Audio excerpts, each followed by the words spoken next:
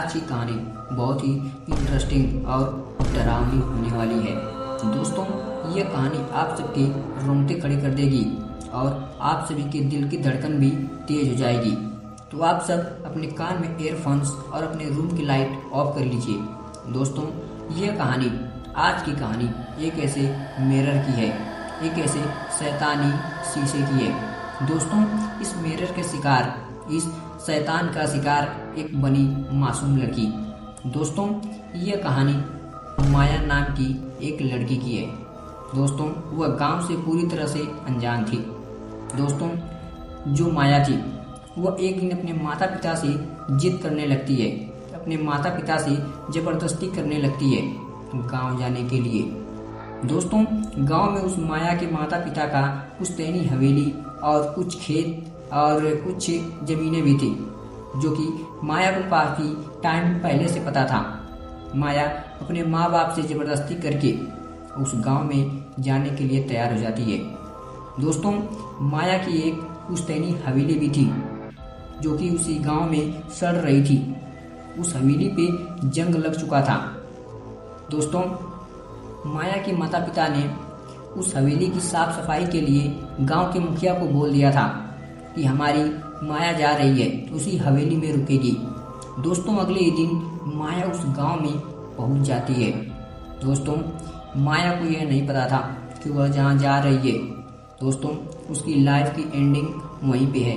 दोस्तों, माया उस हवेली में रहने की पूरी तरीके से तैयारी हो चुकी थी। दोस्तों, माया गांव पहुंचने के बाद बहुत ही खुश थी, बहुत ही हैप्पी थी। ऐसा लग रहा था माया गांव पहली बार आई है, और ये सच था। माया गांव पहली बार आई थी क्योंकि बचपन से ही माया शहर में थी। दोस्तों, माया पूरे दिन एंजॉय करती है, पूरा गांव घूमती है। माया बहुत खुश थी। दोस्तों, धीरे धीरे शाम हो गई। माया अपने उस भूतिया हवेली या उस शैतानी हवेली के अंदर जाने के लिए तैयार हो गई। दोस्तों, माया नाश्ता करने के बाद सोने के लिए अपने बेडरूम में जाती है। दोस्तों, माया के बेडरूम में एक ऐसा मिरर रखा हुआ था, एक ऐसा शीशा रखा हुआ था जो दिखने में ही अजीब था, जो एक नॉर्मल मिरर जैसा नहीं था।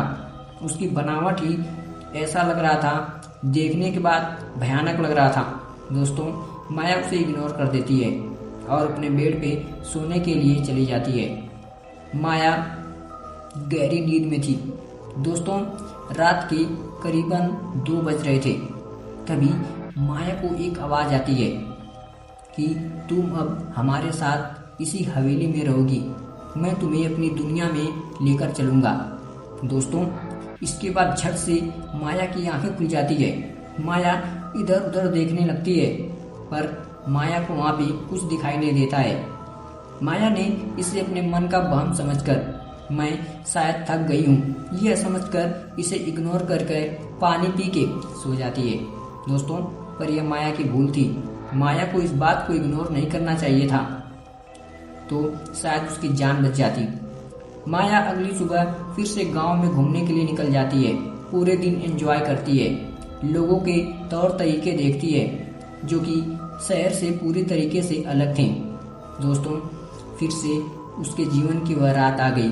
माया ने नाश्ता लिया और सोने के लिए अपने बेडरूम में चली गई। दोस्तों, माया सो रही थी। अभी उसे पूरी तरह से नींद नहीं आई हुई थी। दोस्तों, तभी माया के साथ फिर से वही घटना होती है, पिछली वाली घटना होती है। माया को वह आवाज़ पूरी स्पष्ट तरीके से फिर से सुनाई देने लगती है, तुम हमारे साथ इसी हवेली में रहोगी, मैं तुम्हें अपनी दुनिया में लेकर जाऊंगा। माया फिर से उठ गई, इधर उधर देखने लगी, पर उसे वहाँ पे कोई नहीं दिखा। माया सोचने लगी कि आखिर यह आवाज़ कहाँ से आ रही है। अगर यह वहम होता तो एक बार होता, मुझे आज भी यह आवाज़ क्यों सुनाई दे रही है। दोस्तों, अब माया सोचने लगी। दोस्तों, अब माया के अंदर कहीं न कहीं डर जैसा बैठ गया था। माया डरते कदमों से इधर उधर देखने लगी। माया को कुछ भी नहीं दिखा। माया सब कुछ छोड़ छाड़ के सोने के लिए अपने बेड पर चली जाती है। माया अपने चादर को अपने मुंह पे ढककर सोने की कोशिश कर रही थी, पर माया की यह आखिरी रात थी। यह बात माया को भी नहीं पता थी। दोस्तों, वह आवाज़ अब धीरे धीरे तेज हो रही थी। ऐसा लग रहा था वह आवाज़ उसे खा जाएगी। दोस्तों, माया जैसे ही अपने चेहरे से अपने कंबल को, अपने चादर को हटाती है तो क्या देखती है? उस मिरर से, उस आईने से एक परछाई निकल रही थी। माया झट से अपने बेड से उठती है और उस मिरर के सामने जाकर खड़ी हो जाती है। दोस्तों, उस मिरर में वह क्या देखती है? उस मिरर में ऐसा कुछ नहीं था। उस मिरर में कुछ था तो उसका चेहरा, जो कि डरावना था।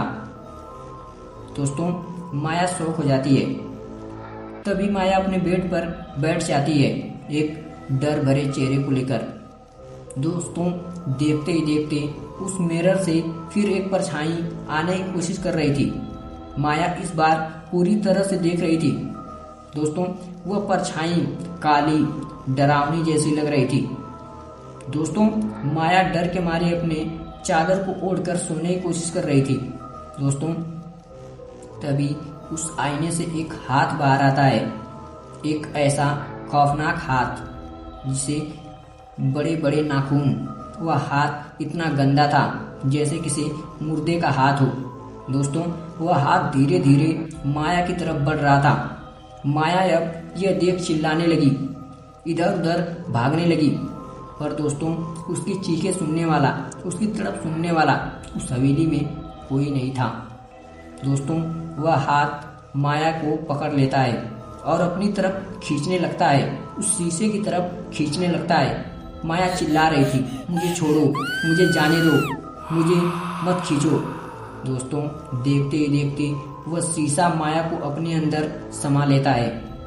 दोस्तों, कुछ ही पल में वहाँ का वातावरण शांत हो जाता है। दोस्तों, यह घटना माया के साथ उस रात हो गई। माया की लाइफ वहीं पे एंड हो गई। अगली सुबह गांव वालों ने माया को जब नहीं देखा, गांव के मुखिया ने जो हवेली की साफ सफाई कराई थी, जब वह माया को नहीं देखा तो उसे कुछ अजीब लगा। वह गांव वालों से पूछताछ करा कि आखिर माया को किसी ने देखा क्या। सभी लोगों ने माया को नहीं बताया। माया तो आज आई ही नहीं। तभी 2-4 लोग गांव के उस हवेली में गए। उस हवेली में जाने के बाद माया का कोई पता नहीं था। माया कहीं भी नहीं थी। दोस्तों, तभी वह सब उस माया के बेडरूम में जाते हैं। दोस्तों, बेडरूम में जाने के बाद वहाँ पे भी माया नहीं थी। वहाँ पे था तो वह शीशा। दोस्तों, उसी भीड़ को चीरते हुए वहाँ पे एक बुजुर्ग व्यक्ति आता है। दोस्तों, वो बुजुर्ग व्यक्ति जैसे उस मिरर को देखता है, जैसे उस शीशे को देखता है, वो जोर जोर से चिल्लाने लगता है। दोस्तों, वो बुजुर्ग आदमी कांपती आवाज में बोलता है कि यह मिरर, यह शीशा यहाँ पे क्या कर रहा है? यह तो एक शैतानी शीशा है, लोगों को अपने अंदर समा लेता है और अपनी दुनिया में लेकर जाता है। इतना सुनते ही वहाँ के सभी लोग दौड़ते गिरते उस हवेली से बाहर भाग गए। दोस्तों, इस तरह माया की लाइफ वहीं पे एंड हो जाती है। वह मिरर उसे खा जाता है या अपनी दुनिया में ले जाता है। वह मिरर दोस्तों श्रापित था। कई पुरखों से उस मिरर की कहानी चलती आ रही थी, पर माया उस मिरर, उस शीशे से अनजान थी, इसलिए वह उस शीशे की शिकार हो गई।